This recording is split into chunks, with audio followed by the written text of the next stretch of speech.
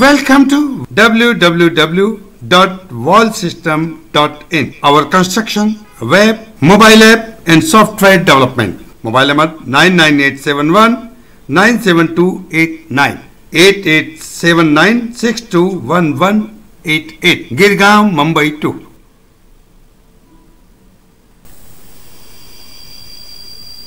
देवियों और सज्जनों, नमस्कार।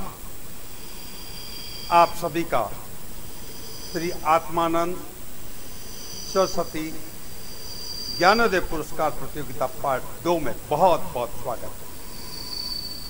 सनातन धर्म का सम्मान बढ़े, सनातन धर्म का जय हो, धर्म की जय हो, अधर्म का नाश हो, प्राणियों में सद्भावना हो, विश्व का कल्याण हो, गौ माता की सेवा हो और गौ हत्या बंद हो। यही महामंत्र से हम इस प्रतियोगिता का शुभारंभ करते हैं।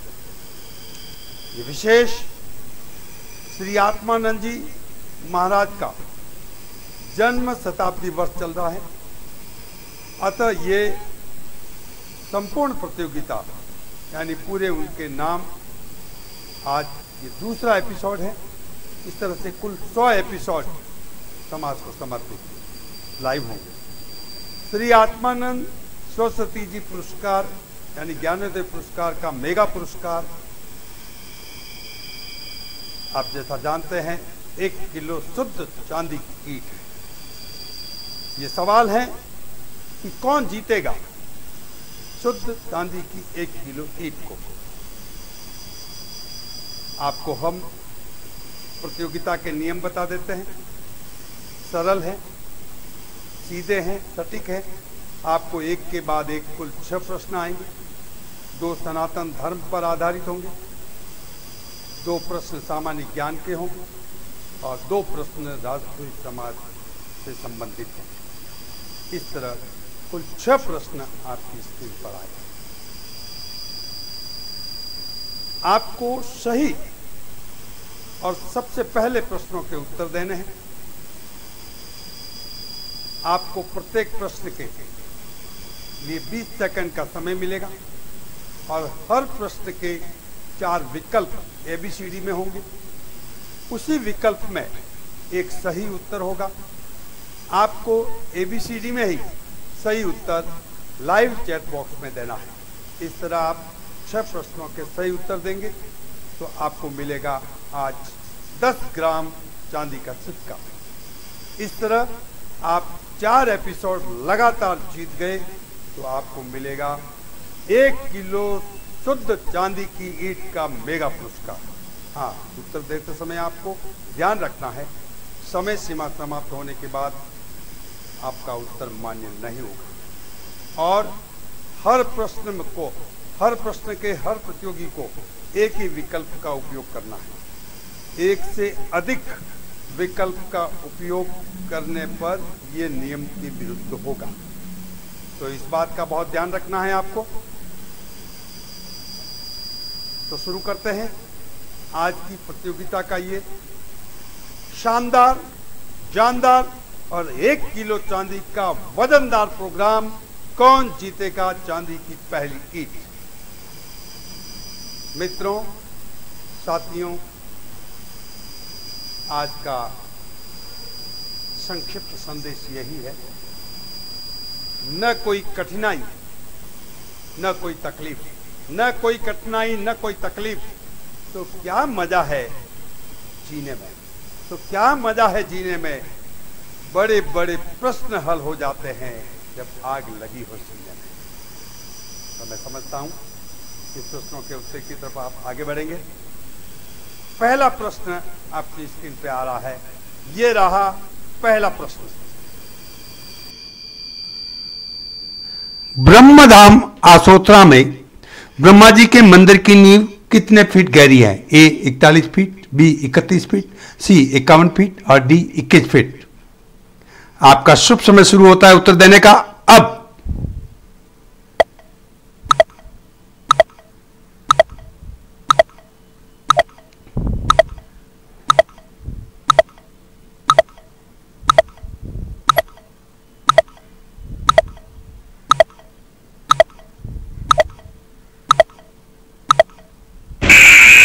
समय सीमा समाप्त। आइए सही उत्तर क्या है, सही उत्तर की तरफ बढ़ते हैं हम पहले। जी हां, इसका सही उत्तर है 51 फीट। ब्रह्मधाम आसोत्रा में ब्रह्मा जी के मंदिर की नींव 51 फीट गहरी है। चलिए अगले प्रश्न के पायदान पर चलते हैं। अगला प्रश्न आपकी स्क्रीन पे आ रहा है। ये रहा अगला प्रश्न। श्री तुलसाराम जी महाराज को ब्रह्मधाम आसोत्रा के गादीपति की चादर किसने उड़ाई थी? ए केताराम जी महाराज, बी आत्मानंद जी महाराज, सी शिवानंद जी महाराज और डी श्री मौनानंद जी महाराज। उत्तर देने का शुभ समय शुरू होता है अब।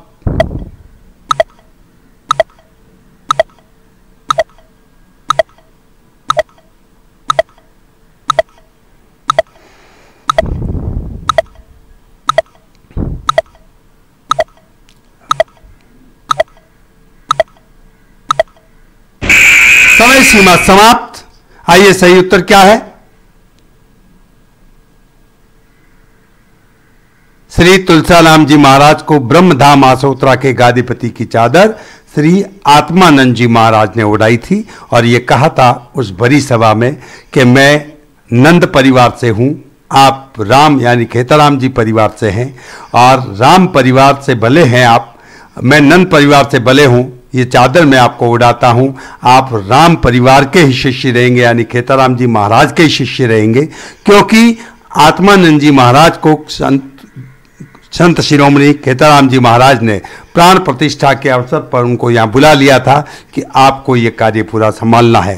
चूंकि गुरुदेव का निर्वाण हो चुका था और इन परिस्थितियों में आत्मानंद जी महाराज ने, युग पुरुष शिक्षा सारथी श्री आत्मानंद जी महाराज ने ये भूमिका निभाई और समाज को और ऊंचाइयों तक ले जाने का संकल्प सभी संतों ने किया था। चलिए अगले प्रश्न की तरफ हम आगे बढ़ते हैं। अगला प्रश्न आपकी स्क्रीन पर आ रहा है, ये रहा। अश्वमेघ यज्ञ के समय अश्व के मस्तक पर कौन सा पत्र बांधा जाता है? ए जय पत्र, बी विजय पत्र, सी अजय पत्र और डी अमोघ पत्र। उत्तर देने का शुभ समय आपका शुरू होता है अब।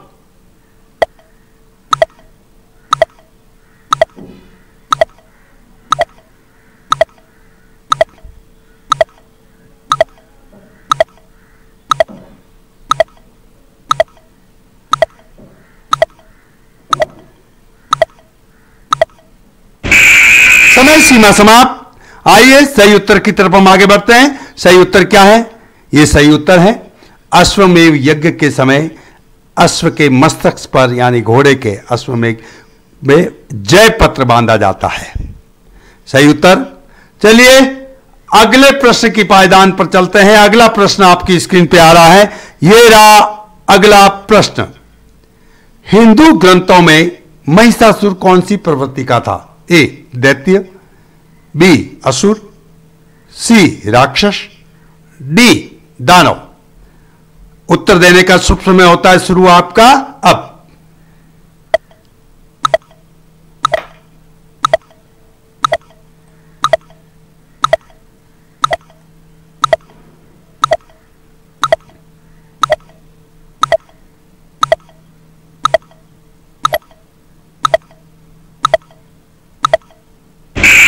समय सीमा समाप्त। आइए सही उत्तर की तरफ हम आगे बढ़ते हैं। हिंदू ग्रंथों में महिषासुर असुर प्रवृत्ति का था। असुर का मतलब यह होता है जो सुर में नहीं चलते, इसलिए सदैव कहा गया है देवासुर संग्राम। देव हमेशा नियमों से और सुर में चलते हैं और जो सुर में नहीं चलते हैं उनको असुर कहा जाता है। दैत्य और राक्षस और दानव की परिभाषा को हम आगे चल करके आपको व्याख्या करेंगे। चलिए अगला प्रश्न आपकी स्क्रीन पर आ रहा है, पांचवा प्रश्न। ये रहा पांचवा प्रश्न आपकी स्क्रीन पर। इनमें से विश्व का सबसे प्राचीन खेल कौन सा माना जाता है? ए कुश्ती, बी कबड्डी, सी फुटबॉल और डी खो खो। समय शुरू होता है आपका अब।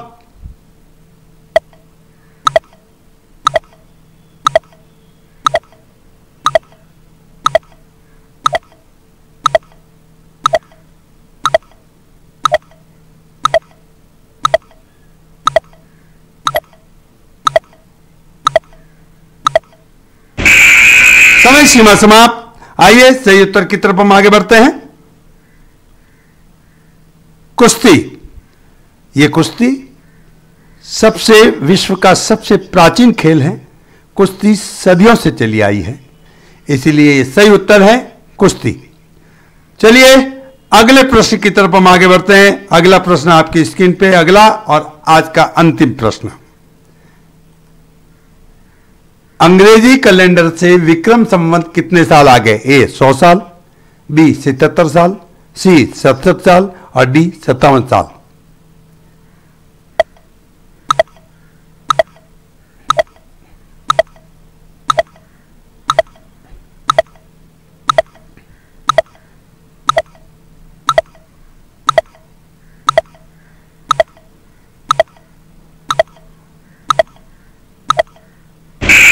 समय सीमा समाप्त। आइए सही उत्तर की तरफ हम आगे बढ़ते हैं। सही उत्तर आपने भी कर दिए होंगे सभी प्रश्नों के सही उत्तर, और यह है सही उत्तर 57 साल। आप कैलकुलेशन कर लीजिएगा। और अब दिल थाम के बैठिए, मैं जो बताने जा रहा हूं आपको, मैं जो कहने जा रहा हूं आपको, उसको ध्यान से सुनिएगा। Welcome to www.wallsystem.in, our construction, web, mobile app and software development. Mobile number 99871972889, 8879621188, Girgaon, Mumbai 2। Shri Atmanand Saraswati ji Maharaj Gyanoday पुरस्कार प्रतियोगिता क्रमांक 2 भाग 2 पार्ट 2 का रिजल्ट यानी परिणाम 24 घंटे के भीतर ही हमारी विशेषज्ञ टीम बैठेगी, और आपने सर्वप्रथम किसने उत्तर दिया है और किसने सही उत्तर दिया है उसको उखेर करके इसी चैनल पर डाल देगी। आपको हमारे मोबाइल नंबर, व्हाट्सएप नंबर आपके वहां रखे जाएंगे। आपको जो ही आपको पता लगता है कि हमारा नाम आया है इसमें, आपको उस व्हाट्सएप नंबर पर आपको अपनी पूरी डिटेल भेजनी है। तो देवी और सज्जनों, बहुत बहुत धन्यवाद। बने रहिए देव, देश, धर्म और समाज के साथ।